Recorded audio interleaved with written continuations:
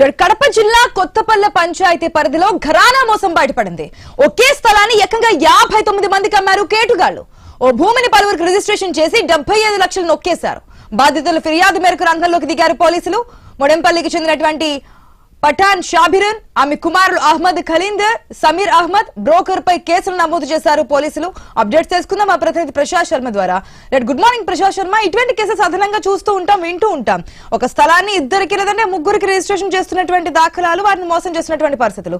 ఏకంగా 58 మంది వరకు ఒకరి తెలియకుండా ఒకరికి రిజిస్ట్రేషన్ చేపించి ఇంత డబ్బుని కాజేసినట్టు తెలుస్తోంది. ఇదంతా ఏ విధంగా బయటకు వచ్చింది, ఎటువంటి యాక్షన్ తీసుకుంటున్నారు?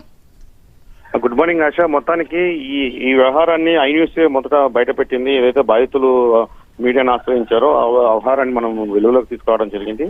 ఏదైతే షాబీరు అనేటువంటి ఈ మోడంపల్లికి చెందినటువంటి షాబీరును, తర్వాత ఆమె కుమారుడు అయినటువంటి కలందర్ అహ్మద్, సమీర్ అహ్మద్, వీళ్ళు ఇంకొక స్థలాల బ్రోకర్ రామ్మోహన్ రెడ్డితో కలిసి ఈ మొత్తం ఈ ఘరానా మోసానికి పాల్పడ్డారు. మొత్తానికి వీళ్ళు వేంపల్లో చెందినటువంటి వరలక్ష్మికి, తర్వాత ప్రొద్దుటూరులోని శ్రీనివాసపురం చెందినటువంటి వీరాంజనేయులు, అట్లాగే మైదుకూరు మండలం ఓబులాపురం చెందినటువంటి రామానంద రెడ్డిలకు ఈ బ్రోకర్ మీగడ రామ్మోహన్ రెడ్డి ద్వారా వాళ్లకు ఒక పరిచయాలు ఏర్పాటు చేసుకుని వాళ్లకు తక్కువ రేటుకు స్థలాలు అమ్ముతామని చెప్పి నమ్మించి ఒకరి దగ్గర నుంచి 14 లక్షలు, మరో దగ్గర నుంచి 10 లక్షలు, ఇంకొకరి దగ్గర నుంచి 20 లక్షలు, అట్లా దాదాపు 2022, 23, 24 ప్రాంతాల్లో పెద్ద ఎత్తున తప్పుడు రిజిస్ట్రేషన్, అంటే ఒకరికి తెలియకుండా ఒకరికి ఒకే స్థలాన్ని పలువురికి రిజిస్ట్రేషన్ చేసినటువంటి పరిస్థితి మనం చూడవచ్చు. ఇదే షాబీరును ఇది పథకం ప్రకారం వాళ్ళు ఏ రకంగా ఒకరికి తెలియకుండా ఒకరికి రిజిస్టర్ చేస్తూ దాన్ని తిరిగి మళ్ళీ అమ్మేస్తూ దాన్ని ఒకే 52 సెంట్ల స్థలాన్ని ముక్కలు ముక్కలుగా చేసి ఒకసారి 10 సెంట్లు, ఒకసారి 20 సెంట్లు అట్లా అమ్ముతూ